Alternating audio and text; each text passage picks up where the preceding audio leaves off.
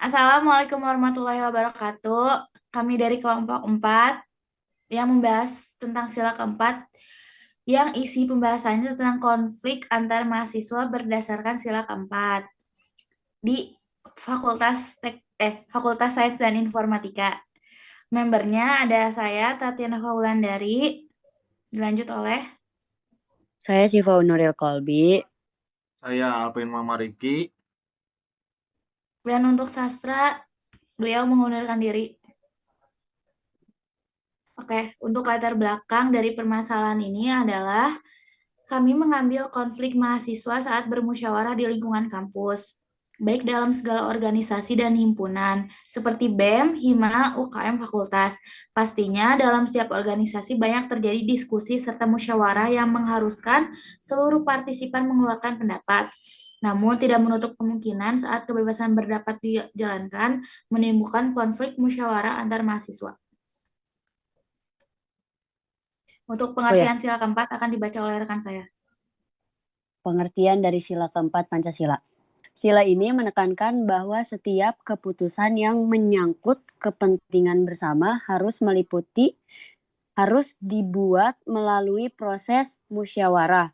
Musyawarah ini harus dilakukan dengan menjunjung nilai keadilan, kesetaraan, dan kebijaksanaan, sehingga setiap suara dapat terdengar dan dipertimbangkan. Nilai utama dari sila keempat meliputi demokrasi, penghargaan terhadap pendapat, kebebasan berekspresi, serta orientasi pada mufakat atau kesepakatan bersama. Dalam kehidupan organisasi, sila ini menjadi pedoman penting dalam menjalankan rapat, diskusi, maupun proses pengambilan keputusan. Tujuannya agar keputusan tidak bersifat otoriter atau sepihak, tetapi benar-benar mewakili kepentingan seluruh anggota. Musyawarah dalam kehidupan organisasi mahasiswa akan dibacakan oleh Alvin. Musyawarah dalam kehidupan organisasi mahasiswa. Musyawarah dalam proses bertukar pendapat untuk mencapai kesepakatan bersama dalam organisasi kampus seperti BEM, HIMA, dan UKM. Musyawarah digunakan untuk menentukan program kerja, evaluasi kegiatan, serta mengambil keputusan penting. Musyawarah yang baik memerlukan partisipasi aktif, sikap terbuka, dan saling menghargai pendapat. Selain itu, musyawarah menjadi sarana pendidikan demokrasi bagi mahasiswa untuk berargumentasi, mendengarkan, dan menerima keputusan bersama sesuai dengan demokrasi Pancasila yang mengutamakan dialog. Oke, untuk teori konflik, kita mengambil teori konflik dari Max Weber, yaitu perbedaan latar belakang, persepsi, dan kekuasaan dapat memicu konflik. Konflik tidak selalu berdampak negatif karena jika dikelola dengan baik dapat mendorong inovasi dan menghasilkan solusi yang lebih baik. Oke, untuk pengambilan data, kita tuh mengambil instrumen berupa kuesioner dengan skala 1 sampai 5, di mana skala 1 artinya sangat tidak setuju, skala 2 tidak setuju, skala 3 netral atau ragu-ragu, skala 4 setuju, dan skala 5 sangat setuju. Kuesioner ini diberikan kepada responden dari Fakultas Sains dan Informatika yang aktif dalam kegiatan BEM, HIMA, dan UKM tingkat fakultas. Untuk pertanyaannya akan dibacakan oleh Alvin.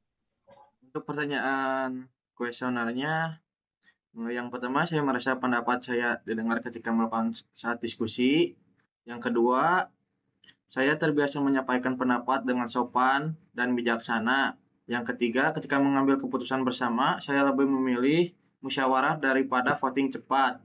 Yang keempat, saya menghargai pendapat orang lain meskipun tidak sependapat. Untuk yang kelima, saya selalu mempertimbangkan dampak keputusan bersama terhadap semua anggota. Yang keenam, dalam kelompok saya terbuka terhadap kritik dan saran. Yang ketujuh, saya dapat menahan diri agar tidak memaksakan kehendak dalam musyawarah. Yang kedelapan, saya merasa keputusan yang diambil melalui musyawarah lebih adil dan bijaksana. Oke, untuk hasilnya bisa dilihat di layar. Untuk pertanyaan pertama, hasil yang menyatakan ragu-ragu itu ada 6, dan yang menyatakan setuju itu 7, dan yang menyatakan sangat setuju itu 2.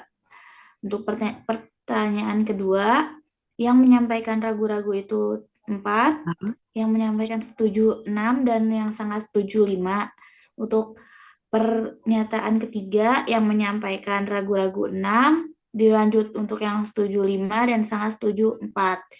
Untuk pernyataan keempat, yang menyampaikan ragu-ragu 5, dilanjut setuju 8, sangat setuju 2, dan pernyataan kelima yang menyampaikan ragu-ragu 5, menyampaikan setuju 7 dan sangat setuju 2. Untuk pernyataan ke-6 ya, menyampaikan ragu-ragu 7, setuju 4, dan sangat setuju 4. Pertanyaan ke-7, menyampaikan ragu-ragu 6, setuju 6, dan sangat setuju 3. Dan untuk yang terakhir, menyampaikan ragu-ragu 2, setuju 3, dan sangat setuju 8. Untuk hasil yang tidak setuju dan sangat tidak setuju itu nggak ada ya yang memilih.